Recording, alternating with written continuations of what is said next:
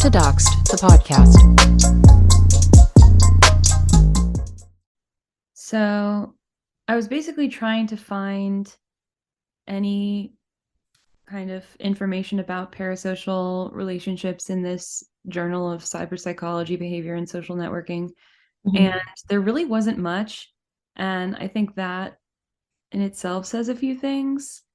Really, there was one that was called Exploring Viewers' Experiences of Parasocial Interactions with Video Game Streamers on Twitch.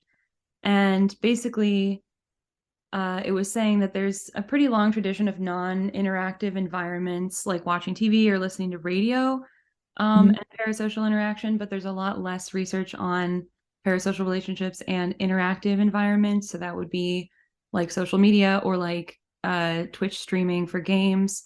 And the study found that there was an effect on experiences of parasocial interactions when the streamer interacted individually with viewers in the chat. They just had basically a better time, and also were less likely to troll. But that's kind of very surface level.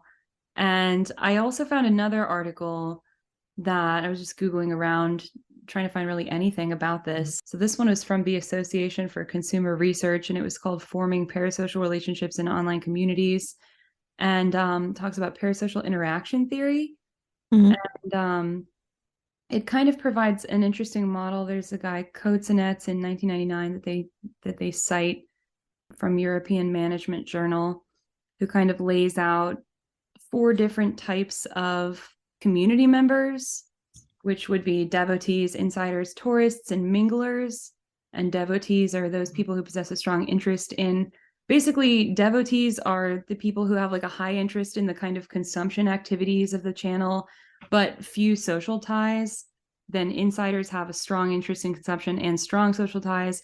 Tourists have a weak interest, like they're not that interested in the content, but they're more interested in, they're also not interested in social ties. So I guess they're just stopping by. And then minglers, no interest in consumption and strong social ties. So basically devotees and tourists are kind of similar to like lurkers in that they maintain a weak social ties to the community overall. And you kind of have that range of people in most of these communities. But again, this was kind of the extent of what I was finding. And I think that's very interesting because there is interest in, like, scholarly interest in how influencers can affect the decisions of viewers, but there's no research about how influencers are actually impacted by the parasocial relationships themselves. And I think that that's really because the viewer is the focus because they're the consumers, and it's in capitalism. So it's just focusing on their psychology with anything that's out so far. And really the only psychology of influencers that matters is the fact that they're willing to be influencers, I guess. So they just become objects the same way workers are treated in general under capitalism, and are treated as like very replaceable. So it's interesting to me that there's really not a lot of study yet at all about the psychological effects on influencers. Okay. I hadn't seen like the devotee tourists, like the 4 different kinds, but I had seen when I first started looking for research on this topic. And I think part of the reason why we were having a hard time finding a lot of research on this topic is because we're mostly experiencing this on TikTok, and TikTok is new. And I think the intensity of parasocial relationships because of TikTok is something that's also new. But I found 3 different, I guess you can call them tiers of parasocial relationship. Okay. And this is based on the Giles study. The first level is entertainment social, which is the most common, where people develop like a one-sided relationship with a media figure or social media influencer. And that relationship is mostly based on the entertainment value that that person provides. And the fan interaction is really limited to just consuming that person's content and ends there. And the second tier is the intense personal parasocial relationship. And there's more of there's a more significant emotional connection to that figure. And it's to the point where that person feels like they actually know that person personally. And I think we see a lot of that on TikTok. I think that's where things get a a little murky and maybe even a little dangerous. Mm. And those relationships can be particularly intense for people who are lonely or have difficulty forming in person relationships. And my theory, and I haven't seen this anywhere, but my theory personally is that we see a lot of intense personal parasocial relationships form on TikTok, specifically within the autism community, because within that community, you do see a lot of social anxiety, a lot of difficulty and challenges with forming new friendships and maintaining new friendships. So, the parasocial nature of a relationship, there's less risk. There's less risk of rejection or like blowback at all from. I think if you're autistic, you're used to hearing really negative things about yourself from neurotypical people, and you just don't really experience that Yeah. as much in a parasocial relationship that's one sided. There's less risk, there's less Hmm. judgment because that person just doesn't know you. That's interesting. And then the third level of parasocial relationship is borderline pathological. Mm. Those types of relationships are the most extreme, and there's like an unhealthy level of attachment to that social media figure or actor or whatever. And people that develop that type of parasocial relationship might engage in more obsessive behaviors like stalking or looking up their personal info and maybe even feeling entitled to accessing that person because they feel like they know them Hmm. for real. Yeah. Yeah, That's what that's I was able to find. fascinating kind of connections about autism that you're making. I think that that makes a lot of sense. And it reminds me too of something else I encountered, which wasn't exactly about parasocial relationships, but it was a study in that same cyberpsychology, behavior, and social networking journal. And it was tying Machiavellianism and psychopathy and narcissism in and calling it this dark triad, and basically saying that there were these studies that found a correlation between online disinhibition, which is basically like less restriction and less concern for the consequences of your actions, which can derive from different characteristics of cyberspace like anonymity, invisibility, asynchronicity. So there's a correlation between that kind of stuff and trolling. You're more likely to troll if you feel anonymous. And Mhm. then it's saying, this study is saying that it's basically mediated by psychopathy and narcissism, and Machiavellianism. So, and also it made this point that men are actually more likely to engage in those traits than women. Oh. Yeah, so it was interesting that there was like a gendered correlation. But but I think that there is a tie to almost like, I guess, antisocial personality disorders and the likelihood that you're going to engage in an unhealthy level of parasocial interaction for sure, you know? Mhm. And I also think there was something else that came up in that second article that I was reading about the weakness of the bond in parasocial relationships. And it was just making a point that usually there is a much weaker kind of bond. And I think that was exactly I think our experience. And it's not only between like a viewer and an influencer, but also between two influencers. I mean, I get, but anyway, I thought that I understood parasocial relationships because I understood that when it comes to influencer cults, there's a danger of having a narcissistic relationship between a person and a collective of people. Mhm. And that weakness of the bond is also there in those cases. So if once it no longer is a mutually beneficial relationship between a narcissistic person and their followers, the followers are more easily willing to abandon or like eat the influencer. And that's kind of an interesting level of vulnerability for people like call out creators or just narcissistic influencers, because they Mm. might kind of trick themselves into thinking that it is a stronger bond or they have more control than they really do. Mhm. And I think in similar ways, like I tricked myself into thinking to some level that I had more genuine connection with some of the people that were sort of at my level as influencers because we had these public facing friendships.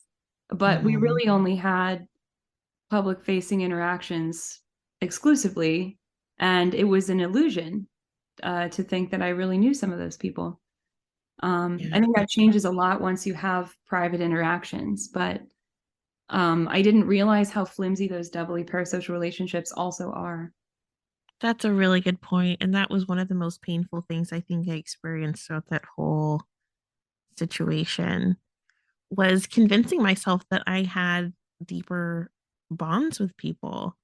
But I myself was in a parasocial relationship that had a bit of an emotional investment on my end. But you're right, those bonds can be incredibly flimsy, especially with other influencers. And one thing that I kind of had to learn the hard way, and you know how when you're going through something and then you start scrolling on TikTok, TikTok shows you all the things that you need to hear. Mhm. Yes, Even if you're not like searching it, exactly. it'll tell you all the hard lessons and hurt your feelings. Hmm. And one thing that I kept seeing was like, beware of TikTok friendships because everyone is out for themselves and everyone's kind of looking for clout. Wow. And you can kind of tell based on, the type of content that they put out and the frequency of it and how they engage with people. Like if people are reaching out to you and they're TikTok influencers, take a look at your numbers and your engagement and like kind of take a step back and try to understand why this person's reaching out to you. Is it it's because you're that cool? Is it because your content is really that cool? Or did you have a post recently go viral and all eyes are on you right now? Yeah. And I noticed that I was like towards the end, when I really shouldn't say end. I feel like my TikTok's kind of over, so I'm gonna reference it as the end. That's right. But I noticed people were starting to reach out to me, random people. Oh my God, I love your content and let's collaborate on this and let's collaborate on that. Mm. Until I blew up my account with trying to do the right thing. But yeah, uh, a lot of TikTok friendships are really opportunistic. And Yeah. if there isn't a desire or effort to get to know you on a personal level, they're probably just looking to see what they can build off of the connection, like what they can get um socially, like currency wise from being connected to you. Yeah. Yeah. And it can be a really big ego trip to get these followings. And I generally don't buy into the numbers, but then it becomes easy to trick yourself into thinking you have some kind of army or big group of people behind you. And the nature of TikTok really is so flimsy and in the moment that it's such an illusion. And I mean, I made that same mistake of having some friends, supposed friends, who really, and it wasn't everybody, but again, it was the autistic people who were the exceptions to the rule. Like, Mm-hmm. everybody, and not even all the autistic, but everybody that I think genuinely was just trying to be a good person in the thing was an autistic person. Maybe there were some exceptions, but yeah, that was a pretty good rule at the end of the day, looking back. But a lot of people are very opportunistic and out for themselves, and I kind of knew that, but then I thought I had some alliances and they were weak. Mm-hmm. And then it's really important because some other articles from this journal that I was reading were talking about social connectedness, and one was saying that increased social connected, it was like from a longitudinal study of adolescent brains, and it was saying that social connectedness in young people is really, really important for promoting positive well-being over time, and it can protect the well-being of people who are currently experiencing cyberbullying and cyber victimization, which just completely agrees with my experience. I think our Mm-hmm. experience. So I think it's really important to stay socially connected. It's part of staying grounded. And there was another whole article that was talking about cybersecurity breach victims and talking about how some people have a tendency to react to something like getting doxxed, to react to that with constructive and proactive actions that are likely to actually limit the negative consequences of the breach. So like you can actually do stuff in the immediate aftermath of something like that happening to you that Mm-hmm. that can mitigate the consequences. Or you can experience instead just a strong stress reaction and not take the appropriate steps to deal with the situation. So the study was basically saying that your emotional health and stability directly impacts your ability to react in crisis situations, such as being doxxed.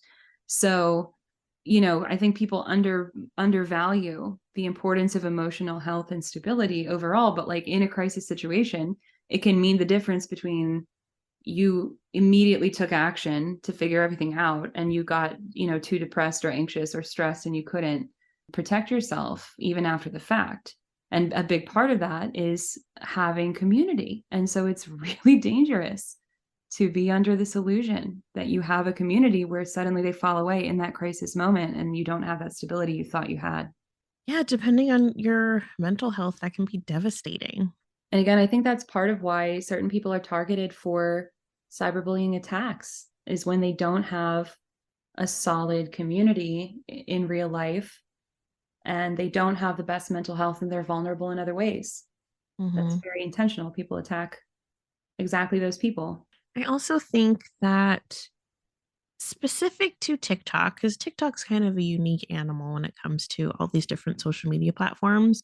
Everyone has like a TikTok feature, like reels and stories and all of that, but nothing quite nails it the way TikTok does. It's its own thing.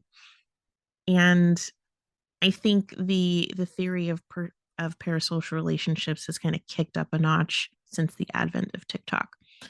And specifically with the intense personal level of parasocial relationship, even more specifically among autistic people on TikTok. And I feel like I can speak to this because I was definitely like a part of that community on TikTok and in our whole months long saga with Yeah. cyberbullying. That intense personal parasocial relationships, because of that emotional investment, and I would say it's like kind of bordering on the borderline pathological level of that.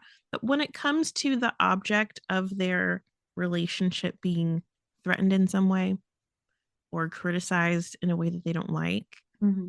it's really easy for that person or maybe that fandom as a collective to really lean into that sense of belonging and that sense of community that they're a part of something. It really lean into groupthink and conformity and like mob mentality and feeling justified in bullying or harassing or stalking whoever it is that's like unfairly treating the object of their parasocial affections. Yeah. There's something about that emotional investment, that one-sided emotional investment that makes them feel like if I say something horrible to this person, if I threaten to dox them, if I scare them, if I stand out as someone that's scary or intimidating to them, then maybe I'll get something in return in this parasocial relationship. Maybe that'll elevate this one-sided thing into a two-sided thing. And there's that desire to stand out in some way. Well, I think it might also be an autistic misunderstanding of hierarchy too. Like Mm, I always miss things that are important about hierarchy to other people. And so I can see how if I if I was devoted to an influencer who had a much higher following count than me, I might dismiss that completely and think we were on the same level coming from a place of autism. You know what I mean? mm-hmm, mm-hmm. So I can see that. And then the other thing that I think might play a part as well is um, that I was also reading about victims of online hate speech are actually more likely to become perpetrators of hate speech. So there's kind of a pipeline between victims of bullying and perpetrators of the bullying. And I guess it can come from something like wanting to have revenge or just, I don't know why exactly, but I think it's interesting that there's a pipeline. I think it's like it's a lot of unhealed people reacting in unhealed ways. Yeah, I also think that there's something to call out creators. Maybe it's just the drama farming aspect of it. Maybe it's the emotionality of the I guess drama is inherently emotional. Mm. Um but they're able to grow these cult like followings Yeah. with people that are so emotionally invested in everything that they do. And I think if you're drawn to being a toxic influencer, a toxic call out content creator, there might be a little bit of narcissism there. Mm. Like it's a parasocial relationship from the viewer to the influencer, but there's also a need being satisfied by that influencer. And I don't think they can differentiate between who their followers are. I don't think there's any care or concern or even desire to know who their individual followers are. But they establish a relationship with the collective as like a singular entity, as a Yeah. singular friend. And I said that over and over again whenever I would make content about this particular subject, um, talking about Allie. Allie starts a cult. We'll get into her in another episode. But I always said she was in a narcissistic relationship cycle with her collective, and each individual of her collective was in a parasocial relationship with her. Yeah. So it was toxic on both ends, but there was no real bond being made Hmm. between anyone. And she was able to snap her fingers and weaponize that entity towards anyone she chose for any reason. Yeah. And because they were so devoted to her, they didn't ask any questions. Everything she said was taken at face value, taken as the gospel. And considering a lot of her following was autistic, they weren't expecting to be lied to all the time or misled in any way. And she was able to use that to her advantage. And they were willing to act at a moment's notice with no background info, with no questions asked, because they wanted that attention from her. They don't need much from the influencer in order to maintain that parasocial relationship. They never needed anything in the first place to make that emotional investment in her. Yeah, well, it could just as soon be redirected at anyone, I think, which is part of the weakness of it.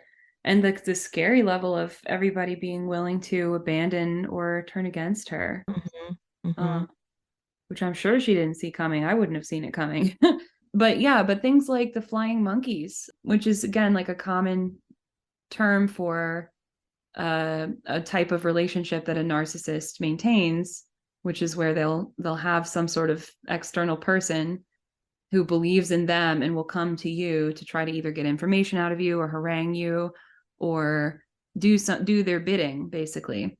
Mm-hmm. And when it's these situations of cult like followings of influencers, the flying monkeys are amplified into thousands of people, Mm-hmm. who can come and swarm your comments like like invaders, like a horde, and overwhelm you. So that's not necessarily something that just a narcissist that in a one-to-one relationship can do. So Right. it gives kind of an unwieldy amount of power to the person. Yeah. And I guess being a flying monkey in that context, um, there's motivation and the hope of some kind of reward for acting on that.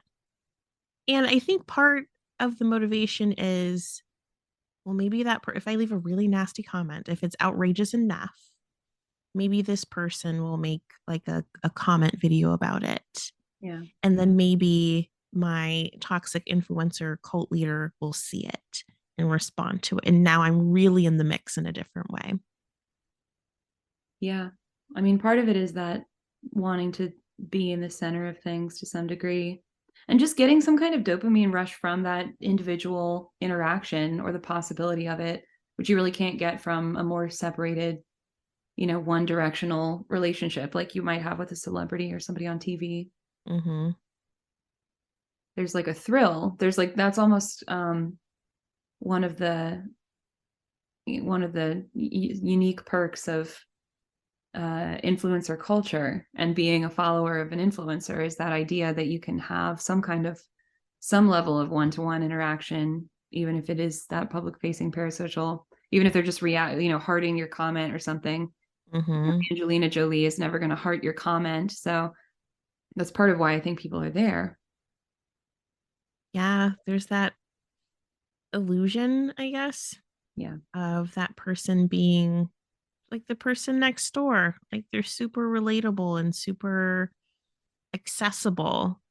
But at a certain level, I think on any social media platform, that person's not accessible to you anymore. Hmm. Like when they're in the hundreds of thousands of followers and they're following back like 10 people, like it was never about community. Yeah. They were never going to respond to you. Like, ugh. Well, it There's a goes to, couple of TikTok influencers I follow that um they follow back mhm. everyone that follows them, or they curate it in a way, but every follower they're following that person back or just not allowing that person to follow them, so Mm. the numbers are exactly the same, follower and following. Yeah. I never And could keep up, but I followed a lot of people that followed me. I followed like 4,000 people. I mean, you have to be really intentional about it from the start, but like you can tell when someone is really intentional about doing that, it's about community and it's about getting a handle on who's following you and actually knowing who they are Yeah. versus just like, I have 500,000 followers and I'm following back 100 people and like Yeah. it's never going to be about you ever. The characteristics of an intense personal parasocial relationship. Let me go through some of those bullet points. Okay. So there's a feeling of closeness or familiarity with the media figure. There's a sense of social connectedness or understanding through that relationship.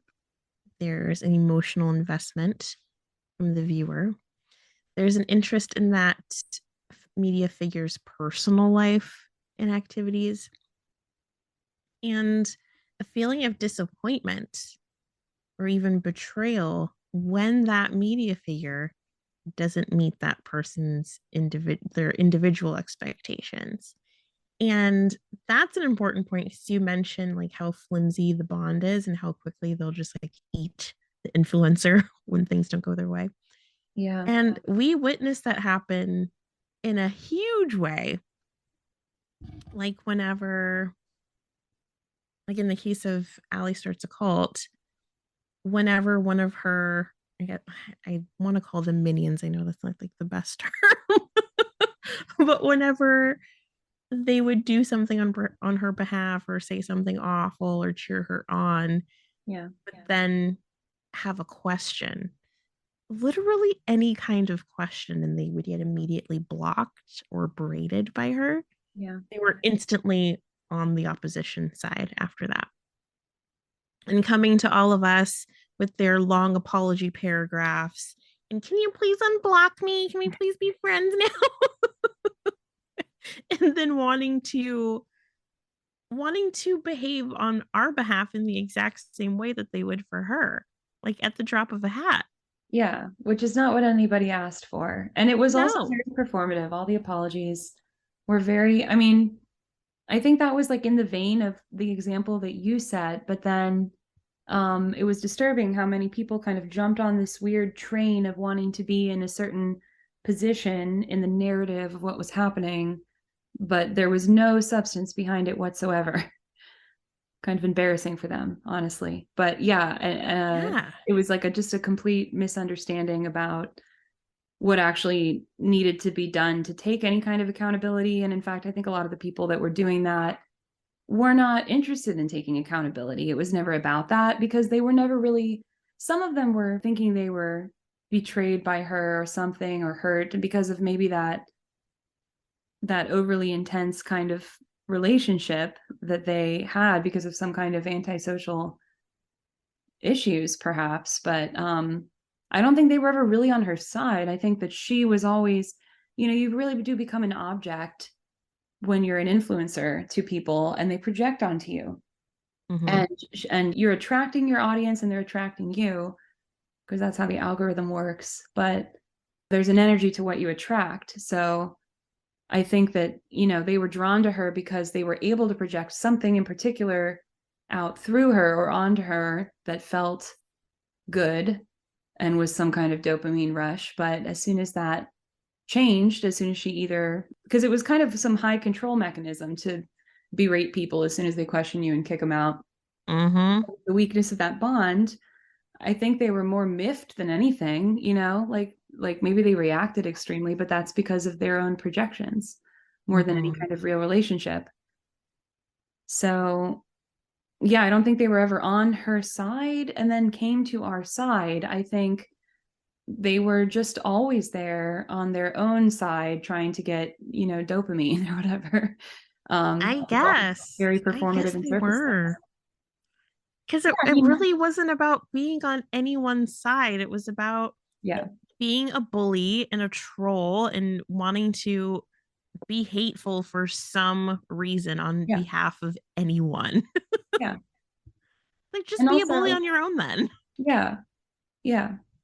And also, a lot of these people were not people that are usually having their face on camera either. So I think there was a little bit of a weird, like, it was interesting that Jubilee kind of brought in this aspect of needing to get on camera in order to have some kind of one-to-one connection or conversation, because some people were very unused to getting on camera and being some kind of performative narrative aspect of the story that they were engaging in. So, to watch that play out and to watch people kind of test the waters of actually getting their face up there or getting some level of personal connection to what they were saying. Mm-hmm. And in some cases, having that bite them in the butt because what they were saying was not cool, And there is a Yeah. point where it makes sense to then say, "Hey, you're a therapist and you're out here diagnosing people with narcissism or whatever. Like, maybe don't. Maybe your job should know about that with your full Mm. face name that you put Yeah. there. That's different, I think, when because it's different when you put your face on things. It ties it to your real world, your real life, and there can be real consequences in all directions. So there's yeah. And I remember the thing I was gonna jump in with before, it was about authenticity, because I think authenticity is such an ephemeral thing and such an illusion. And my position on authenticity, I may have said this before, is that we're all authentic because we're all people, but there's also levels of performativeness and identity that are kind of layered on top of everybody, of course. And then we have this kind of illusion of authenticity where some people are authentic and some people are not authentic. And that's so ephemeral. That's so flimsy. It's not anything you can pin down really. So it's used in people's narratives and it can just as quickly be turned back against them. So in a case like with Allie, people see her as authentic, especially when she's a smaller creator growing, because she had passion, because she put emotion into the content, and you can buy into it and feel like it's a real connection, a real emotion, a real person you might have as a friend, an imperfect, flawed friend. And then suddenly you can snap back into reality about that. And part of that is kind of losing the illusion of authenticity. And you can just turn that back around on people and say that they're inauthentic as soon as they get big. There's nothing they can do about that. There was never anything to pin down about it in the first place. So Mm. it can just be used as like a justification to turn right around and abandon people as soon as they get too big. Then they just get subsumed in the end. I think that commonly happens with influencers and even celebrities. Yeah. Are you tired of feeling unsafe online? Do you want to learn how to protect yourself from cyberbullying, doxing, and other forms of online harassment? Then look no further than Doxxed the Podcast. Visit the website doxedthepodcast.com to sign up for the Doxxed free ebook full of helpful tips and resources for online safety. Plus, when you sign up, you'll receive the weekly newsletter with the latest updates on upcoming content. There are many ways to connect with Doxxed, including Twitter, Instagram, TikTok, and Discord. Have a story to share or feedback to give? Use the contact form on the site to reach out or leave a voice message to be featured on the show. And for exclusive content, subscribe to the Doxxed Supercast to gain access to the private podcast feed with member-only exclusives. Take control of your online safety and join the Doxxed community today. I think one of the most interesting things I observed through all of this is the people that were either pushed away or chose to walk away from Allie for whatever reason, they kind of just migrated to the Reddit, which we'll probably do a whole episode about the Reddit. But they migrated to this other group where they could air out their grievances about, their heartbreak, about their parasocial relationship ending, their parasocial relationship breakup. Mm-hmm. And looking back on it, it's almost funny how there's basically now a support group for people that were in parasocial relationships with this one pretty awful toxic influencer. Mm-hmm. And they're kind of supporting each other in the toxic relationship that they had with her. Meanwhile, still being awful bullies and still being toxic toward everyone that they were actively abusing and enabling abuse towards from the beginning. It's weird looking at it now as a support group for people that were in a parasocial relationship with Allie. Yeah. And they're just continuing on that legacy of not really asking questions, not really deconstructing, not really recognizing the parasocial nature of that relationship or the emotional investment in all of the drama. It just kind of migrated to a different platform. Yeah. I mean, yeah. And it lives on without her influence. Yeah, it has nothing to do with her. And that was a realization that I had, I guess, later in the game too, to some extent, because I bought into the idea that these people were genuinely hurt when they were coming away from the situation, and like they, deserved a chance. And the way that they just turned right back around and continued, they never changed the entire time. None of those people had any kind of change of heart. And you really can't change people at the end of the day, but when they are playing this part of somebody who is contrite, and it really is just a complete performance because it's just a bunch of bullies, and it goes on for months, and then they have this weird support group as if anything even happened to them. It's really just for people who, it's like weird antisocialness, and that's not going to end well. That's not some cohesive group of friends. That's a bunch of people who are interested in having a conspiracy against someone else. Mm-hmm. So it's not going to go well. But it was very interesting how that played out, and how they basically just never changed the entire time. Yeah, they just found a new place to huddle. That's all. Yeah, and I was going to say about internet spaces, I think it's very interesting, and maybe we should have a whole other episode about different platforms and the importance of understanding there's something about the space that you're in that contributes to the kind of community that you can build there, how sustainable it is to build a community there. Just by the nature of the platform, the reality that Reddit doesn't have people's faces behind the usernames makes it an entirely different game.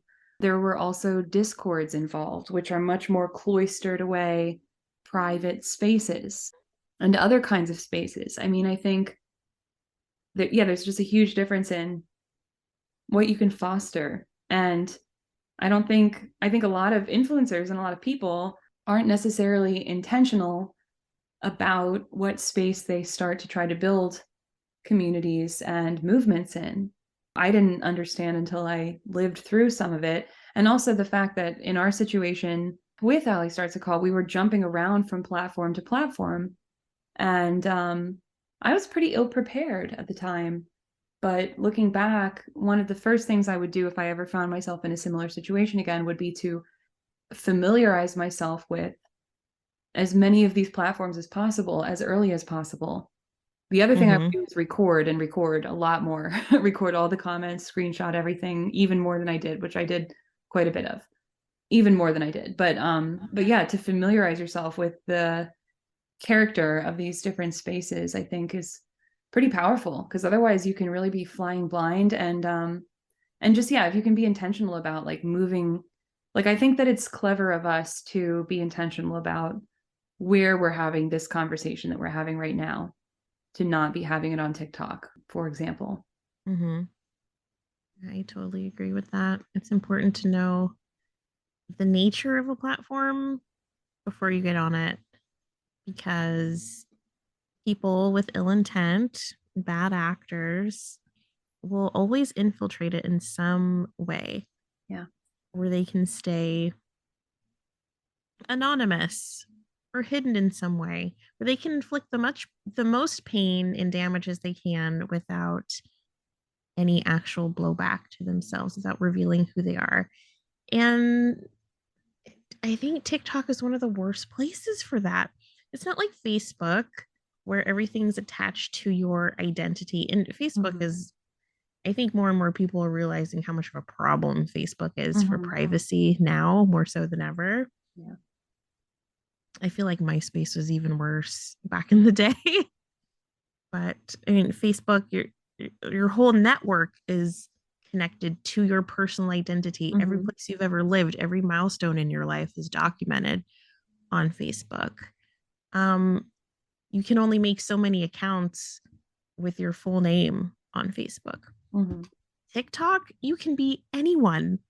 You can make as many TikTok accounts as you can, and people are so vulnerable on TikTok because it's short form, and now, I mean, with the 10-minute feature, it's kind of long form video content, and people are being so vulnerable and sharing so much of themselves on screen, recording themselves sometimes all day, multiple times a day, recording themselves in their houses, like out and about around their homes, where they shop, where they eat, where they get coffee, where they grab drinks.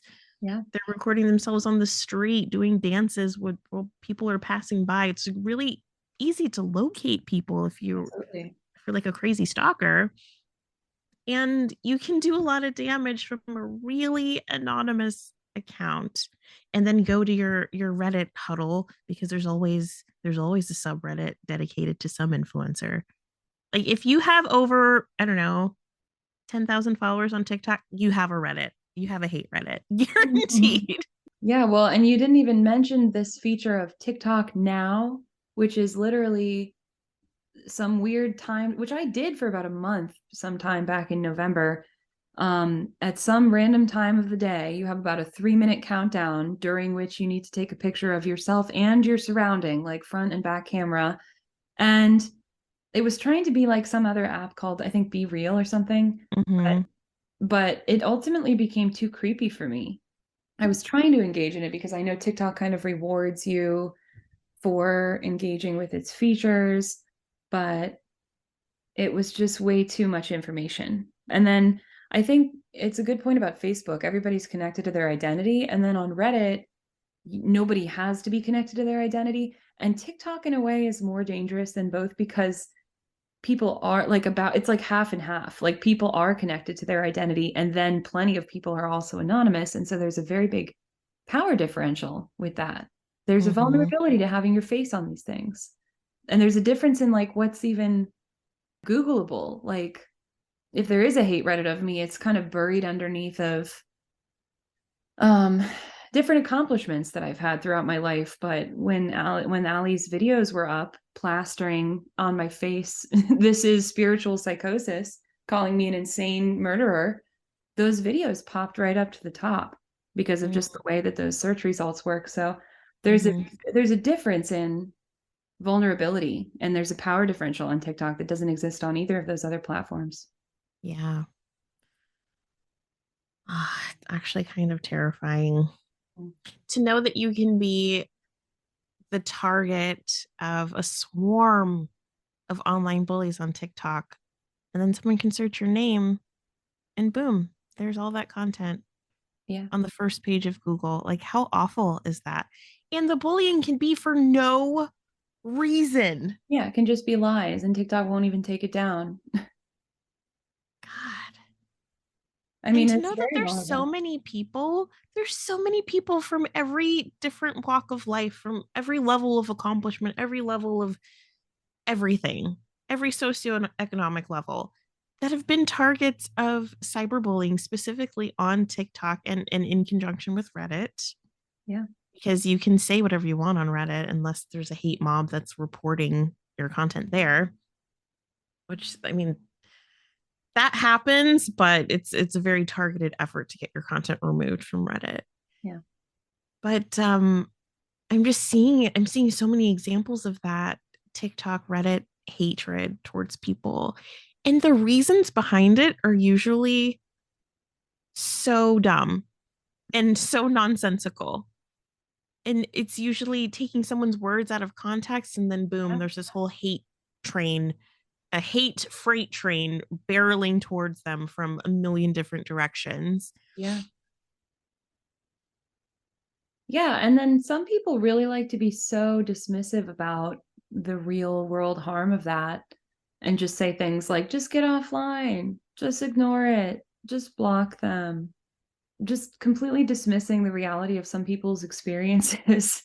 And I think part of it is just objectifying influencers too, and thinking that, but I mean, we're all here under capitalism. Like there's all this weird judgment of different types of work and different types of things that people try to do to make a living in the world, to try to survive in the world, to exist.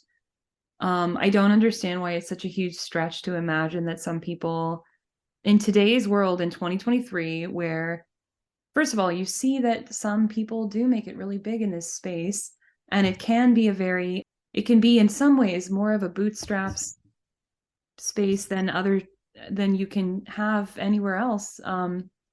You can really just make it big on the strength of your character, on the strength of your charisma, or on the strength of your idea in that kind of social market space.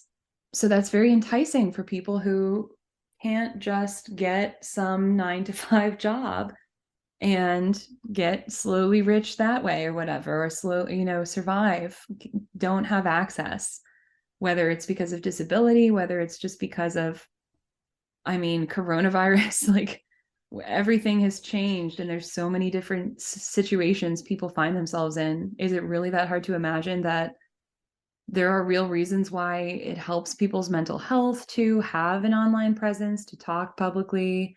Or is it so hard to imagine that it makes sense that people would be trying to stake their claim to some kind of space for their business idea, for their, you've written books, like of course you want to get onto book talk and share those ideas with people. And I've done music. That was really the big reason why I wanted to start my account. Was I ended up talking about a lot around spirituality, but to start with, it was about my music. And I wanted to share that. And in 2023, of course, I have to go onto TikTok to share my music. That's how you get your music on the radio nowadays. And that's my entire life dream. Ever since I was very young, I've been in school 13 years for music. I was a piano player I was taking lessons before that. I was writing music. I was doing a garage band in high school.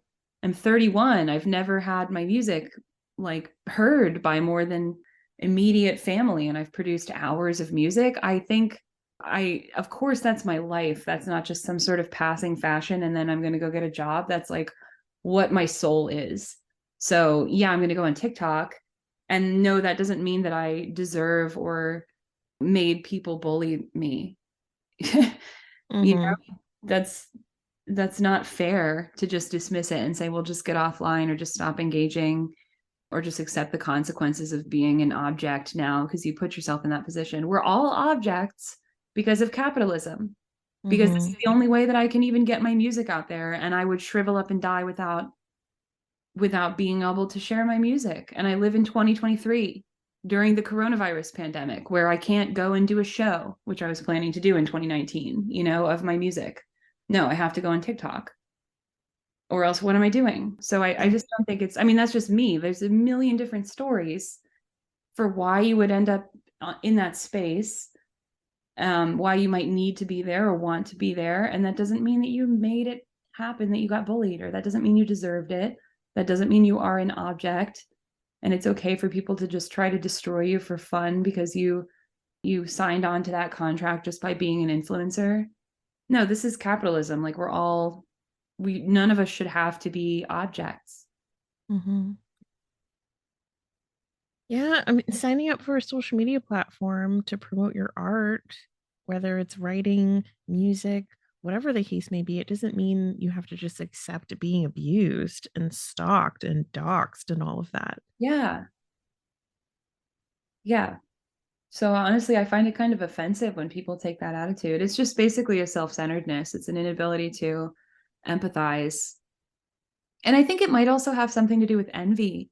I think there's a level of envy that plays into relationships with influencers, parasocial relationships that isn't necessarily warranted, because especially nowadays, there's not like there might be a perception that we make money from this really, or that we have all this success, or that we're very aspirational, because I think even to rise up in influencer space, there's some level of aspirational content you have to kind of do. You have to kind of seem cool, or like you have to have nice lighting or environment or something. So it's aspirational. So I see how there's an element of envy, and I think that can play into why people listen to an influencer and try to copy them or allow their thoughts to be influenced. And then that same envy is also playing into that turnaround and that ultimate willingness to eat the influencer. Mm-hmm. Do you feel like you've witnessed the, let's see, I guess the top tier of parasocial relationship on TikTok, the borderline pathological obsessive stalker parasocial relationship? Have I witnessed it? Or do you mean have I like experienced that with my following, or do you mean have I just seen that play out? Either or. I mean, I'm thinking honestly of Womblands, and that whole thing is being like maybe an example of that kind of extreme. But in my own following, I don't think so. People kind of slough away, even the people that are pretty that are dealing with some kind of antisocial issue. They will slough away just as quickly as they'll come at you. And I find that there is some weird buffer where people almost are too lazy to bring things into the real world until it gets very, very serious. So I think it's kind of rare that, like, there will be people that will stalk you on social media in the sense that you will block them and they'll continue to come at you with other accounts. Allie actually did that to me. And I think Allie had like 6 or 7 accounts. Like, Allie had a ton of accounts. And I don't know how many she actively used at any given time, but that was a behavior that I termed stalking, which I know people found kind of controversial because they thought it should be something more extreme. But I think that, that's a crossing of boundaries when you block somebody and you say, I don't want to engage with you anymore, and they keep coming at you and they keep harassing you with multiple accounts after that. Thank you for listening.